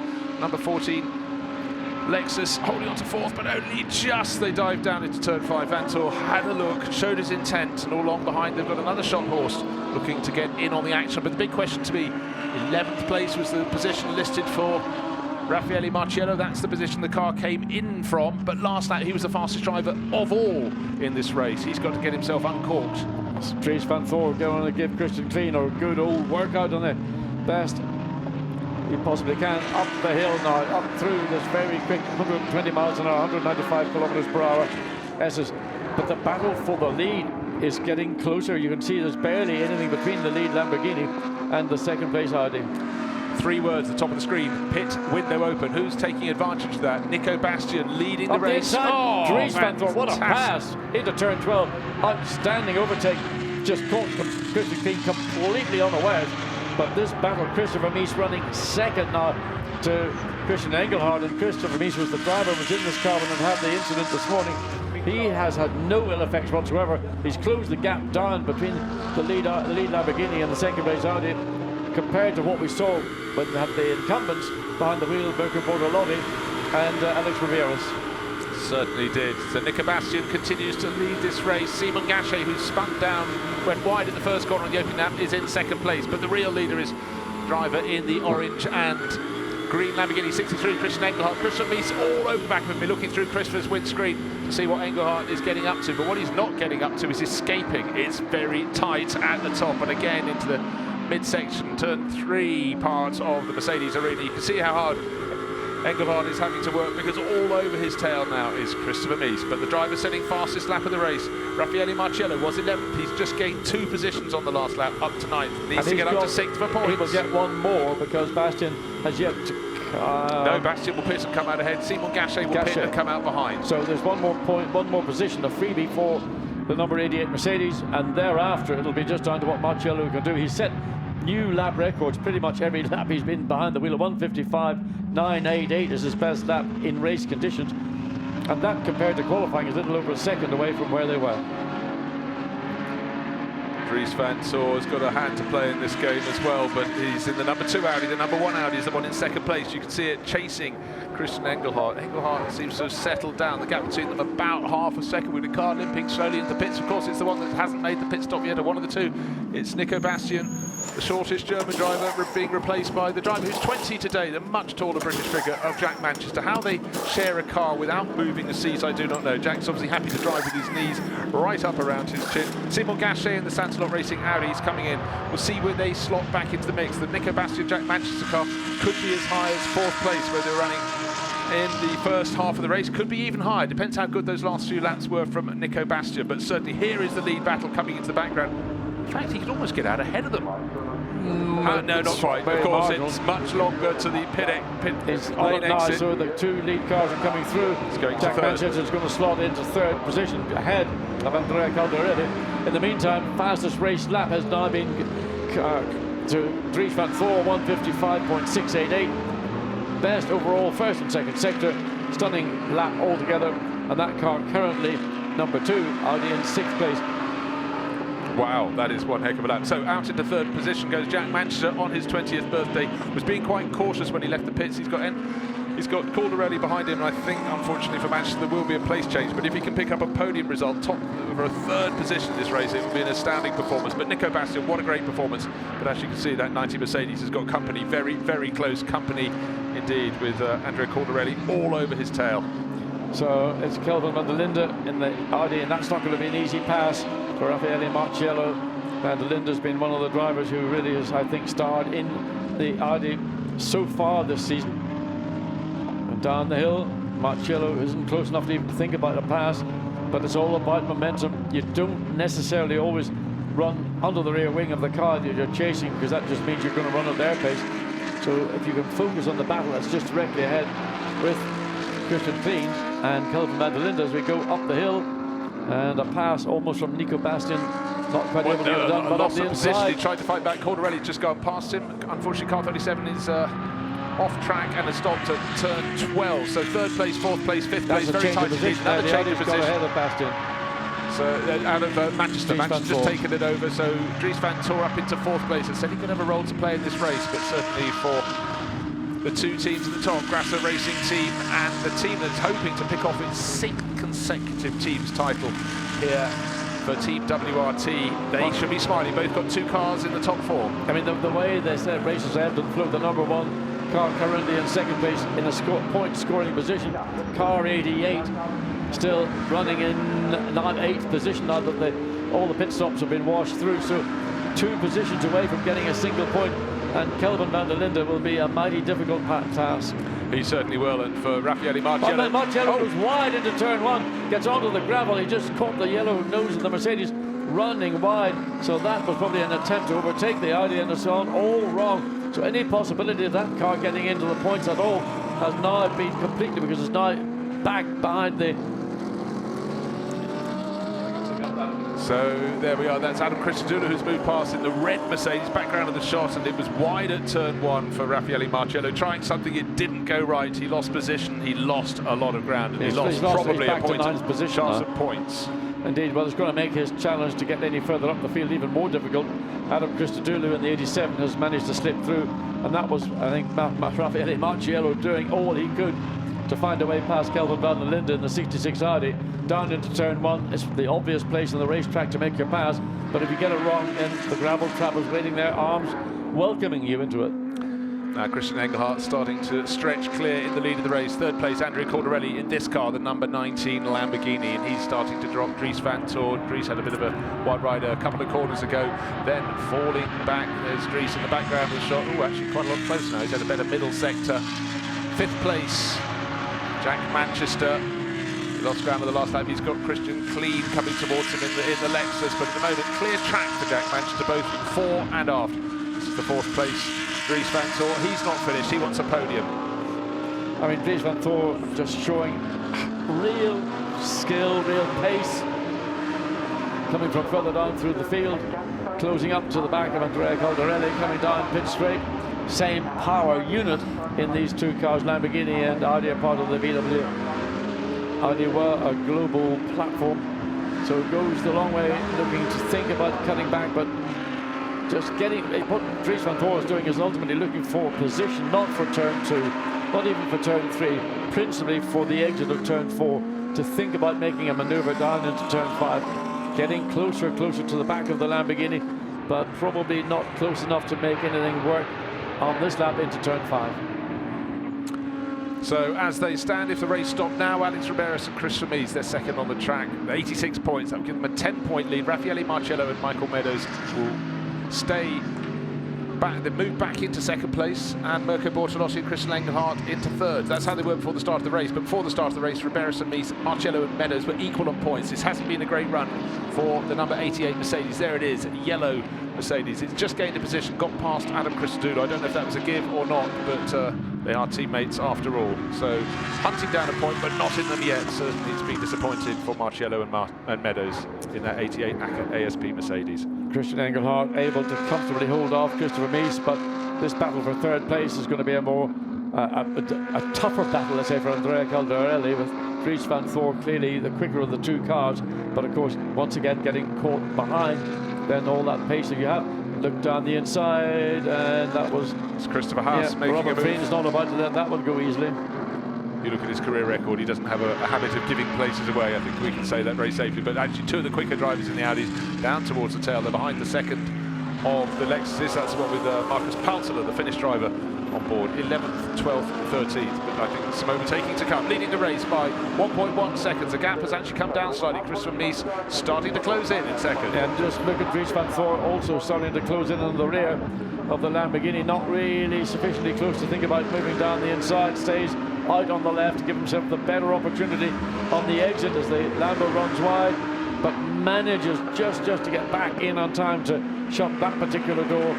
But clearly Dries van Toor making Andrea Caldarelli drive in his mirrors to see him out. I mean, literally up the rear, on the rear wing. Of course, the Lamborghini able to accelerate that fraction earlier, gets the advantage coming through turn 4. Probably will be able to maintain it all the way down this short straight into turn 5. So if you've just switched on, missed the first part of the race, it's been fireworks from the start. Mirko Bortolotti led away from pole, kept it clean. Behind there was a challenge for the lead and then second place. And still the 63 Lamborghini in the lead of the race. We have lost two of the two Ferraris though. Rinat Salikov had a clash down at the hairpin at the bottom of the hill with the Pro-Am class leader, Piti Biramakti. Hopefully they will both be back for tomorrow's race, but out of the race. And Dennis Dupont on his Blancpain debut has also pulled to the side of the circuit. He is out of the race. He was in the 3-wide technology BMW. He was driven so well by Lucas Morais in the first half of the race, getting as high as, I think, 8th or 9th position, but that has parked at turn 12. So still focusing on this battle for third place. Dries van Thor's done pretty much all he can do. Looks like Christian Engelhardt managed to ease that gap between first and second. It was when they came across the line on the last lap, just 1.1 seconds. Probably going to be much the same. And the gap between third and fourth, well, its last lap across the line was just under half a second. Looks slightly further than that as they come up into the chicane. But Dries van Thor very good on the brakes in the Audi, catches Andrea Caldarelli. Then into this final turn, holds the tighter line. Godfrey Terrassa watching intently. His car's running currently in first and third.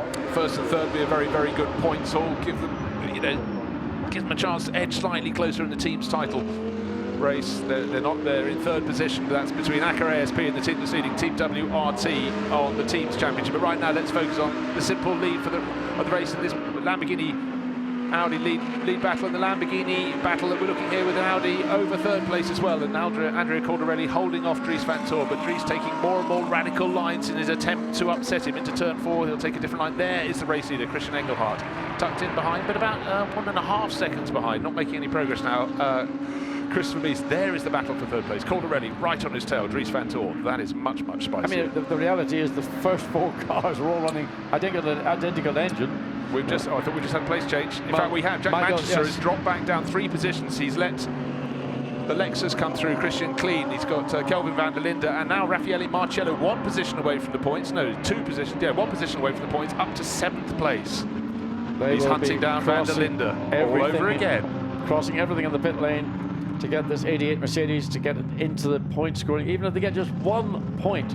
Remember, they'll get another point from pole position for Sunday's. But they didn't. They got pit right at the end. Lucas stole that point. Indeed, you're right. The Black Falcon. Right. So it might just seem like 1 point, but they all add up. And certainly getting very, very tight in the midfield order there. Great to see Pierre Caffer in the 55 Attempto Racing Audi. He's just behind the red Adam Christodoulou Mercedes that's tucked in behind Jack Manchester. But the good thing for the Acker ASP team is the fact that Raffaele Marcello has moved up closer to the points. The points come 8, 6, 4, 2, 1 for the top 6 finishers today. Tomorrow the points all go all the way down to 10th place, but this is the one you've just got to pick up points in. And still harrying Kelvin van der Linde in the Audi, looking to make a move up the inside. Van der Linde has to go defensive into the final turn. That might give an opportunity for Marcello to make the pass down the inside and the exit. He's going to be in the pound seat when it comes getting down the pit straight into turn 1.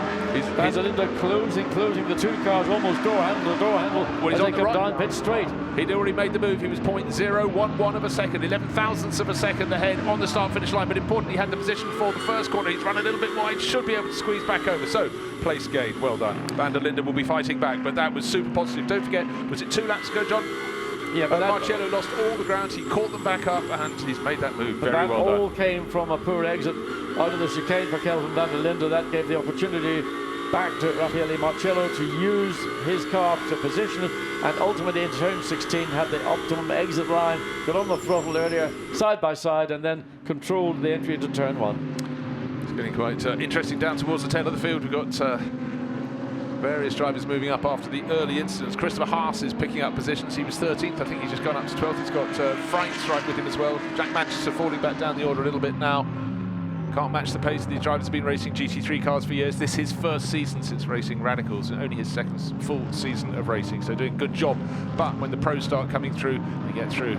Fritz in the grey car in the middle of the screen, and Christopher Haas as close as you can get, and then some perhaps. Down the inside goes Haas.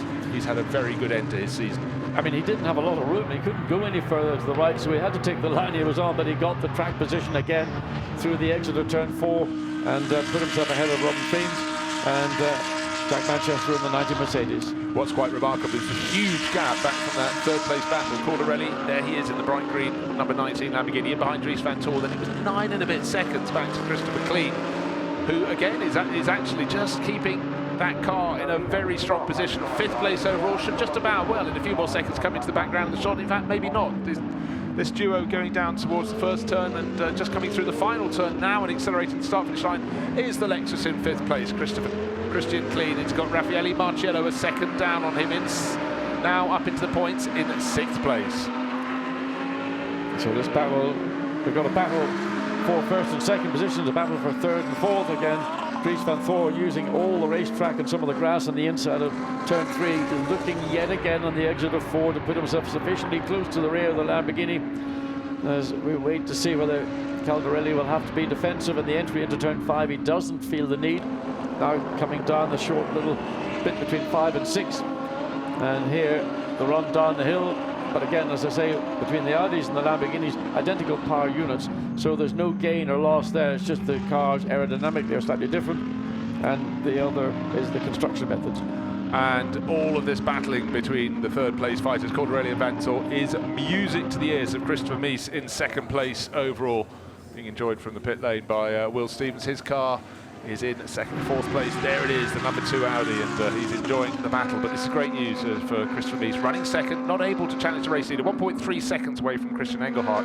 But in terms of augmenting his championship lead over the challenging number 88 Mercedes, this is good news indeed. He's gained 5 points on it in this race alone. But don't forget, he needs to, because tomorrow that number 1 Audi will be starting from 14th on the grid. Whereas Raffaele Marciello will start on the front row. We're riding with Marciello now, John. What are we seeing?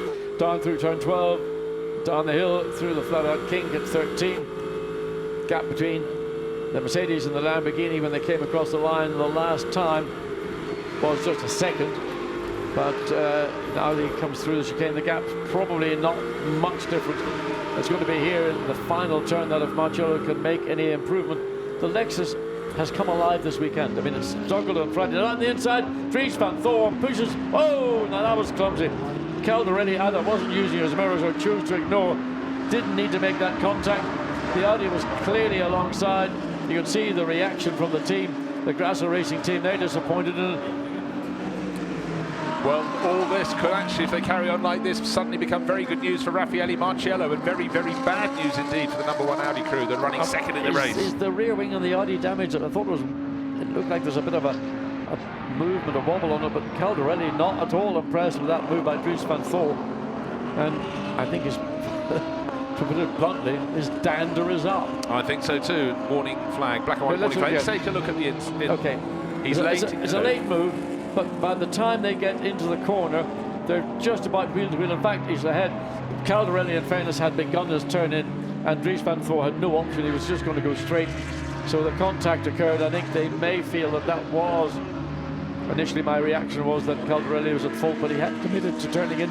But Dries Van Tor, he was there, he had nowhere else to go. He was committed, and he had to slow the Audi down at some point. Well, just going to point out, Christopher Haas has been given the black and white flag in Audi number 25 for disrespecting the track limits. He's the driver trying to make up ground. His teammate Simon Gachet was challenging at the front of the race into turn 1 in the opening lap, went down to dead last. Car has advanced to 11th place, hunting down the second of the Lexuses of Marcus Paltala at the moment. Here's the first of the Lexuses, that is Christian Klein in 5th place overall. This will be this car's best result this year in the Sprint Cup. But who's behind him? Raffaele Marciello, the driver who, as soon as he got in the car, started breaking the lap record. The gap between them, well, you can see it, it's not a great deal. They're both in the points, 1 point for 6th, 2 points for 5th, and Marciello is desperate for every point he can get, and the intent is plain to be seen. Watch again to see if he can do the same as he did to the Audi a little while ago with Calvin van der Linde. Got the pace off the corner, accelerating just bit by bit. It's like a couple of trucks on the motorway, barely able to pass one another, but the Mercedes has the momentum, but more importantly, has track position coming down into turn 1. Christian Klein unable to come back. This time, Raffaele Marciello does not need to overrun the corner. A number of laps ago, he went wide trying to get past the 66 Audi and paid the penalty. Now he's found himself up into 5th place. Again, 2 points for 5th place as against the 5, is it for 2nd? 4? It's 6 for 2nd place, so it's a 4-point deficit. It could have been so much worse when his teammate Michael Meadows was stuck down just outside the top 10, 11th place he was in the first half of the race. 11th place when he came into the pits, but Marcello has been magical. That's as high as he can go because we've got 8.5 minutes remaining. He's 7 and a bit seconds down on that battle for third place. At the moment, it's in third place, Dries van Tor, down to fourth place, Andrea Cordarelli after the clash. Now, a replay going up the inside of the Lexus. When they crossed the start-finish line, the gap between them was smaller than the blink of an eye. But coming down, of course, you're going to brake as late as you possibly can. Listen to this as he gets into the braking zone.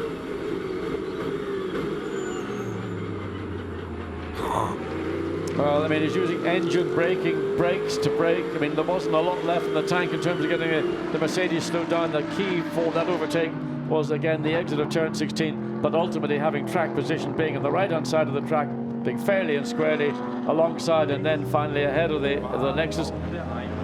Christian Engelhardt still pushing hard. He's not comfortable. He's got a 2-second advantage now over Christopher Mies, who I think has probably been advised by the pit lane, look, we're not going to catch or overtake the number 63 Lamborghini. Consolidate. We've got good points. Well done, considering what this car went through a little bit earlier in the day, down at the bottom of the hill into turn 8. So that will be a result, and they will keep the number 1 Audi of Christopher Mies and Alex Riberas ahead. Instead of being equal on points, they will now be clearly ahead in the championship, with one more round in the sprint championship to go on Sunday afternoon. Well, all great points to be picked up. 8, 6, 4, 2, 1 points for the top 6 places. You can see the midfield is a very, very crowded place to be. Christopher Haas in that white and blue Audi trying to pick his way forward. Robin Friens tucked in behind. This is alien ground for them.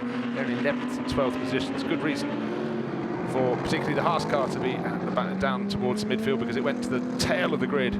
Not the tail of the grid, the tail of the field on the opening lap. But up front, as the points are being totted up in the pit lane, it's Christian Engelhardt leading the way in that 63 Lamborghini.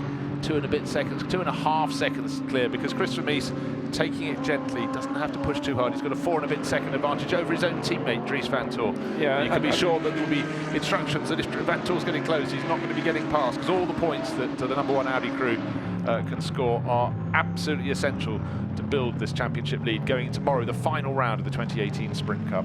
I mean, it'll be an interesting conversation between Caldarelli and Dries van Tor about the overtake into turn 1 a couple of laps ago, but the fact is the Audi is now in position to protect Christopher Mies, who's currently second.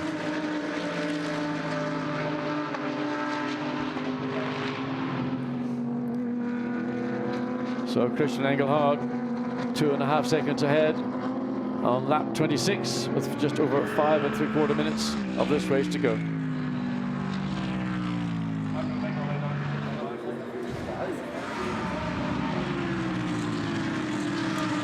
So leading the way, nearly 3 seconds clear now.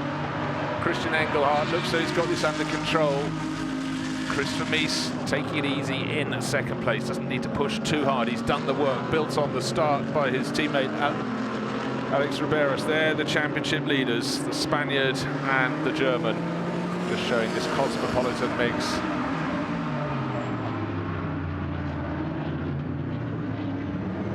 A lot of the battlers finding themselves not where they wanted to be, and it's so close in the Blancpain Sprint Cup that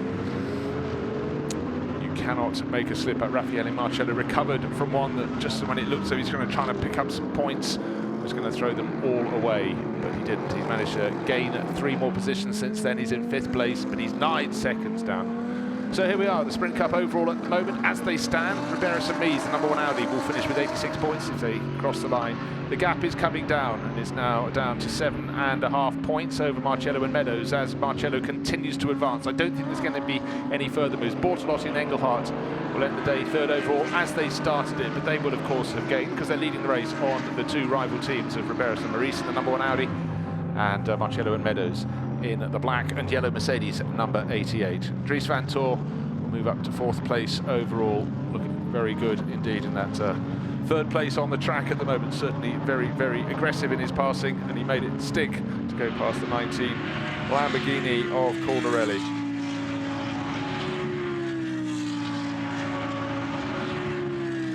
And having moved up to 3rd place, Dries van Tor is dropping Cordarelli. It was 0.7 of his second advantage last time around, then 1.3.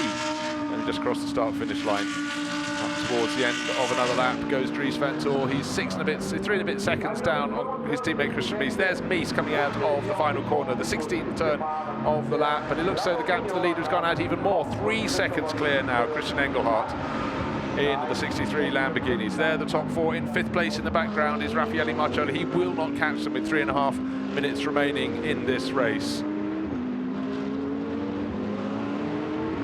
6th place overall, but still a really good run for Christian Klein. And in fact, for Klein and his teammates,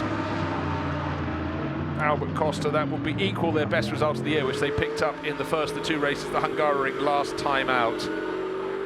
They came here and felt despairing yesterday after 2 dreadful practice sessions for them. Oh, just had a visit to the pits from Jack Manchester. He's going back out. That's dropped him to the tail of the field. I don't know if he picked up a puncture, but the number 90 Mercedes just going back into the race. Car number 3 must respect track limits at turn 4. It's one of the WRT Audis, but it's Ricardo Feller. He's down in 15th position, so clearly he's not alone in going wide over the curving there. They come out of the Mercedes arena, and it's very tempting to keep the power down as you accelerate and go over the curving, but he's got that warning flag now. The team will be putting the message through to him. So Raffaele Marciello goes deep at the bottom of the hill, but he has long since dropped Christian Klein. So Marciello heading for 5th place and championship points. Christian Klein heading for championship points, but those for 6th rather than 5th. 2 and a bit minutes remaining in this race. It's been a masterclass from the GRT Grasser Racing team with their 63 Lamborghini. Brilliant start from Mirko Bortolotti, controlled all behind him. Now I've just had a little message on the screen. Incident involving cars number 90, 26, 3 and 35. That's 20% of the field. Will be investigated after the race, and bear in mind we just had the number 90 Mercedes with Jack Manchester coming in for a pit stop. Presumably he had some damage and had to have it checked, might have had a puncture, so we didn't catch that happening, but he was the one that lost out the most.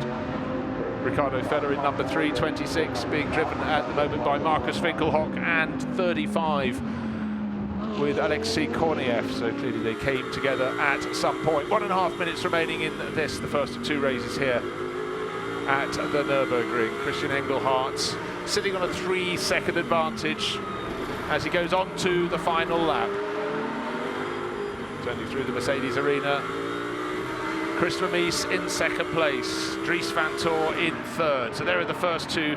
Any second now, the second of the Audis will come into shot. That's the number 2 car. 4th place, Andrea Cordarelli. But from here on in, it looks remarkably simple for Christian Engelhardt. What a pairing he and Mirko Bortolotti have proved to be. Gottfried Graffer, the inside of the shot, just alongside Bortolotti, waiting to take what will be this combination's 3rd win in the Sprint Cup this year. They won the first race of the opening round at Zolder. They won the first race at Hungaroring last weekend. And had it not been for a drive-through penalty for a misdemeanor during their pit stop, they could have taken possibly another win as well, and then the championship complexion would be different. But you cannot look backwards, you have to look forwards.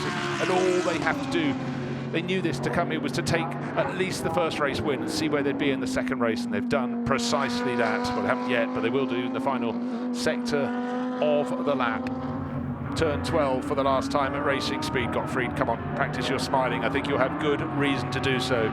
Through the kink at turn 13, that advantage of 3 seconds. Not looking as though it's coming down. Christian Engelhardt will just have to concentrate a tiny bit more. Mirko Bortolotti cracks into a smile. Yeah, this is job done. Up to the chicane for the final time with no one under his rear wing. Christian Engelhardt can have a slightly conservative exit. Come into turn 16, the final corner, the right-hand hairpin. Gottfried Grasser on the radio to Christian Engelhardt. And victory in the bag. It's their 3rd win. The cheers for the GRT Grasser Racing team, punching the air. They could yet win the Sprint Cup title. They came in as the outsider. 5 crews could have taken victory in the championship. And now I think it's probably down to 3 crews who can do that. We'll do the maths a little bit later, but they are still in the mix. And there's Raffaele Marciello, who came here equal in the championship lead. He's recovered from the car being in 11th at the pit stop changeover. He's come through in 5th place.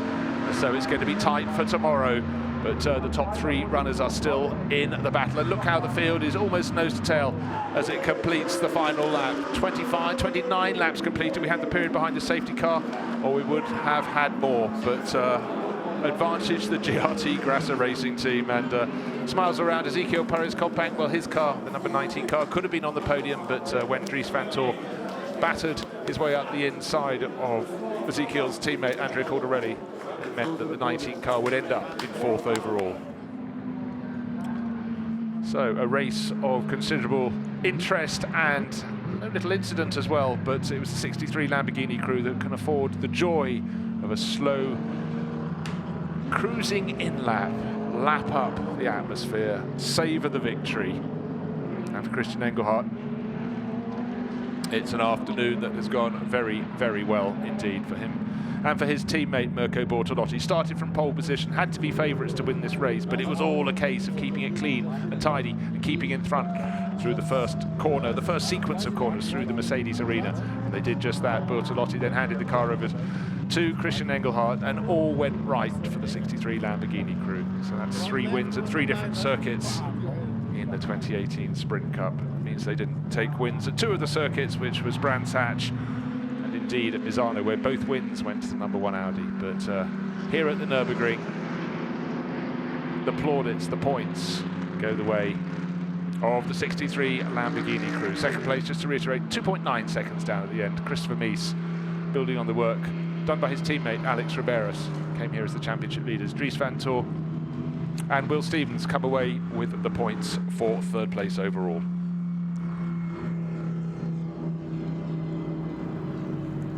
And they started the day in 5th in the championships. They should have possibly gained a little bit of position as well. Looks like this race, though, the last car back to the pit lane will be the 63 Lamborghini. Christian Engelhardt just relaxing, just regaining focus on a quieter life, but it's been a very, very strong afternoon's work. Still only out at turn 12 on this 16-corner circuit, but this time doesn't need to run wide over the curves and beyond. He can just bring it home super slowly. And the first of the podium finishes, the #2 car already pulling up beneath the podium, and the #1 sister car likewise comes into position. #1, that's the Mies Riberas crew, the championship leaders coming into this race. Championship leaders at the end of this race. They are second. 3rd place, Dries Van Tor and Will Stevens. And eventually, the race winners. Christian Engelhardt will bring that car back in, the 63 Lamborghini, and he will join them beneath the podium, where hopefully I'm sure we will have John Watson ready to grab them for interviews. But Christian Engelhardt's giving John a little longer to get down there.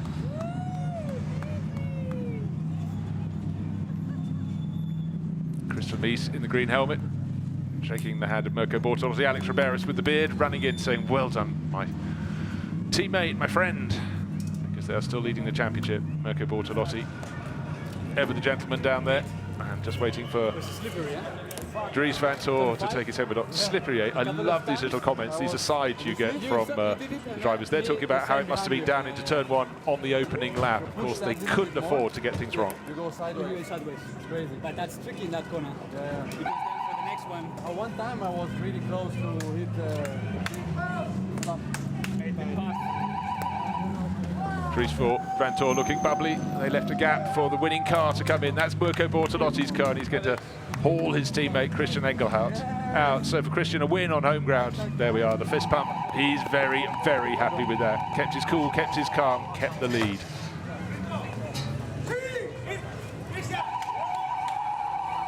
And the photographers want a bit of the action as well. They want those winning eyes to see through the visor opening of Christian Engelhardt's helmet. But job well done. Second race tomorrow morning, of course, the finale of the 2018 Sprint Cup. And for most of these drivers, they're also challenging for the overall title. And that will be settled when we go to the final endurance round, the final Blancpain GT round of 2018 in 2 weekends' time at the Circuit de Catalunya in Barcelona. But for today, the honours belong to Mirko Bortolotti, who started the race from pole, and his teammate Christian Engelhardt. Victory for Gottfried Grasser's team, and there's Gottfried looking very content with life. And for Christopher Mies, he's happy too, because though they've got a problem, they'll be starting tomorrow's race from 14th. They did all they could today. They went from 3rd at the start up to 2nd place. Didn't have an answer to the pace of the 63 Lamborghini, but a useful haul of points today. And they remain in the lead of the championship for the 2018 Sprint Cup.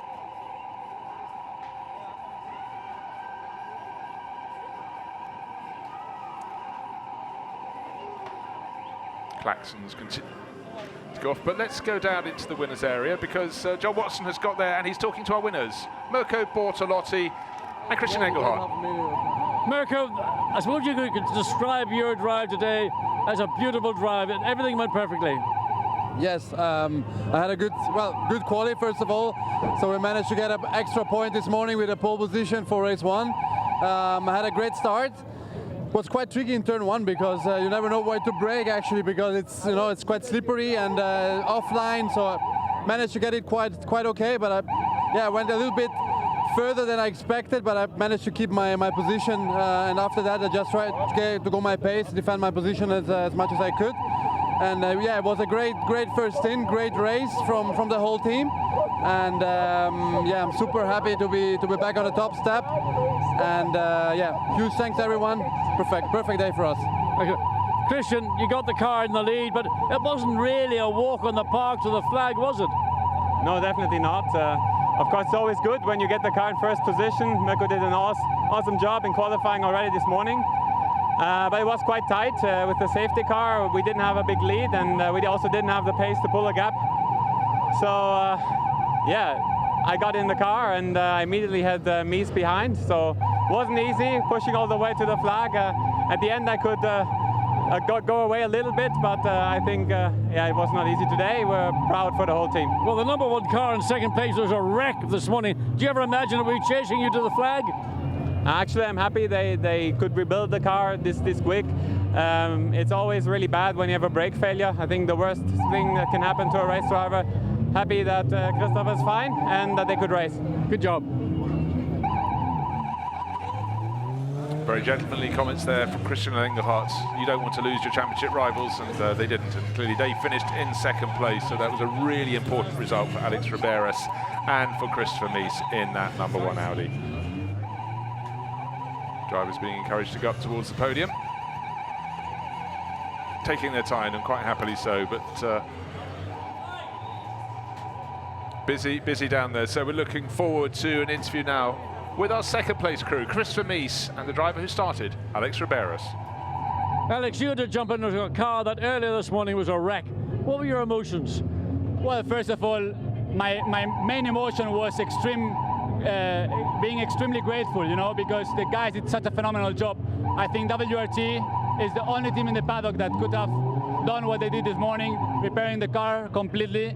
And well, I went out on the first lap going into the pre-grid, and I felt the car was good. So yeah, afterwards the race was quite solid. I just wanted to give the car on P2 for Chris and see if in the pit stop or afterwards we could try and get the win. But it was not possible. I'm still happy. Good man. Christopher, you're the driver who had that big shunt brake failure, never very nice. But you have total confidence in your team and your car. Well, full faith, full trust in our team. They, like Alex said, they're the best in the paddock. I had like 2 or 3 laps where I was actually quicker a bit than Engelhardt, but then he pulled away. So I decided to not take any risk, to not have any damage or off track. So I knew Marcello was P5 or started P9, then 8, 7, 6, 5. So obviously I knew we just have to finish in front to score more points than him for the championship. And I think we did the perfect job today. So you managed to consolidate your lead, in fact extend that lead. Yeah, well, at one stage I knew that Christian will defend like crazy to stay in front. So his only chance to be in the championship fight until tomorrow would be that he's winning the race in front of us. So I knew even if I get next to him, he probably just turns in on me. So I decided to take no risk, let him go, let him have fun, and we just finished P2 and score points. Good thinking, Batman. Again, it's about consistent pace, it's about thinking where you are, and it's about delivering. 16.5 points for victory. They took the 12 points for second place, and so their advantage stretches. But let's go down to hear from the crew that finished in third place, Will Stevens and Dries van Tor. Well, when you're a bit bogged down in the middle of a pack, just how difficult is it to make progress? Yeah, it's difficult. Obviously, I actually made a really good start. I managed to get the jump on Gachet in front of me, and then he braked too late, so I couldn't actually turn in. So the start was a bit messy. I made a really good restart again and got past Schotthorst, and then he hit me off into turn 6, so he got back past again. But I mean, overall, yeah, the pace was pretty strong. We just couldn't really move through the pack. Excellent. Dries, another great drive, but Andrea Caldarelli's coming looking for you, I think.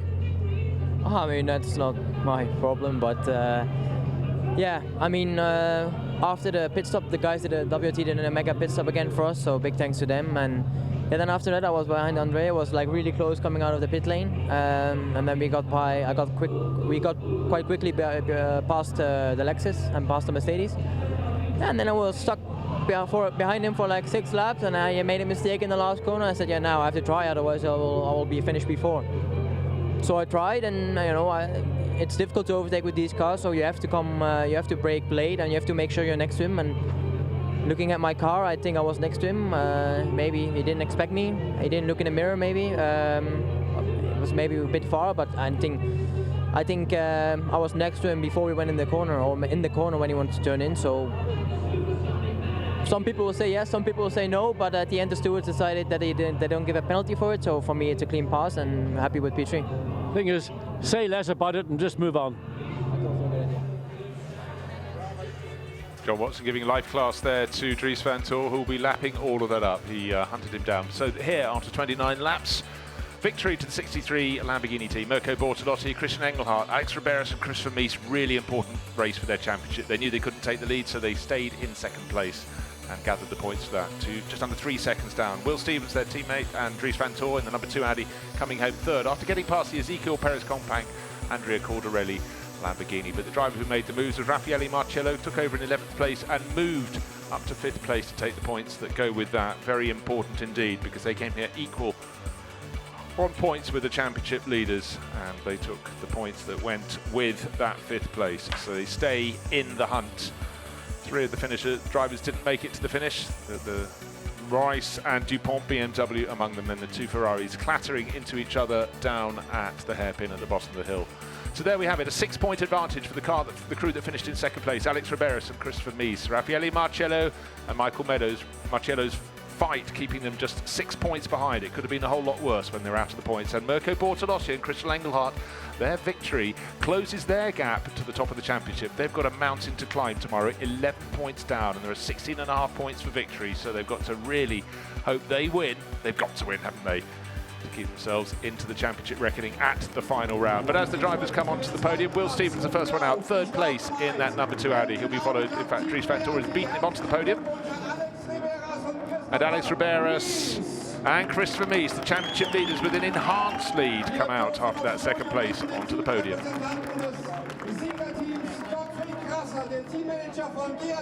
Gottfried Grasser, the manager of the race-winning team, comes out onto the podium. And the winners this afternoon for the Grasser Racing team, welcome Mirko Bortolotti, and behind him Christian Engelhardt. A very good afternoon's enterprise for them. Zu Ehren der Sieger hören wir jetzt die Hymne des Teams aus Österreich, die österreichische Nationalhymne.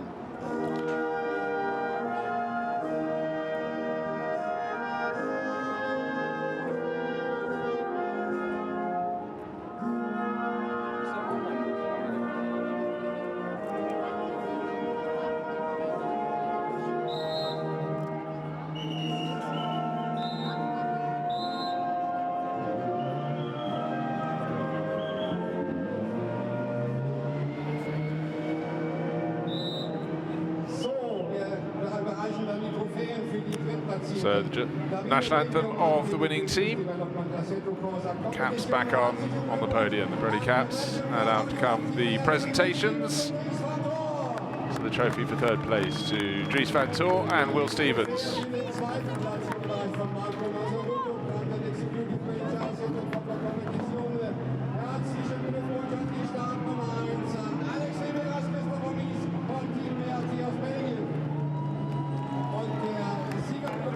Second place trophy to another crew from WRT, the crew that lead the championship, Alex Riberas and Christopher Mies.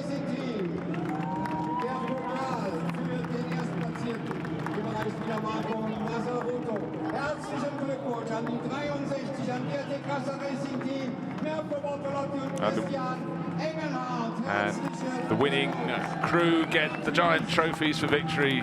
Trophies big enough to match their smiles. So Christian Engelhardt on the left, Mirko Bortolotti on the right. They're looking across to Gottfried Grasser, team chief, on the left of the shot there. And then the bit they like as well, Stefan Rattel coming out to present the Czechs euros to pay for many, many a tweak for each of those teams as they go towards the end of the season. So job well done. Lamborghini crew ahead of 2 top Audi crews. And the Mercedes that was also challenging for the title, coming home in 5th place, salvaging points on a day when it looked to might have been going slightly wrong for them, but no mistakes at all from the drivers who are reaching for the champagne bottle. Oh, they can't have the champagne yet, they've got to have the trophies up for the photos, but today belongs to Mirko Bortolotti and Christian Engelhardt. And it must be said, for Alex Riberas and Chris Vermees, they came here as championship leaders, they're still the champion leaders. Come and join us tomorrow morning for the final race of 2018.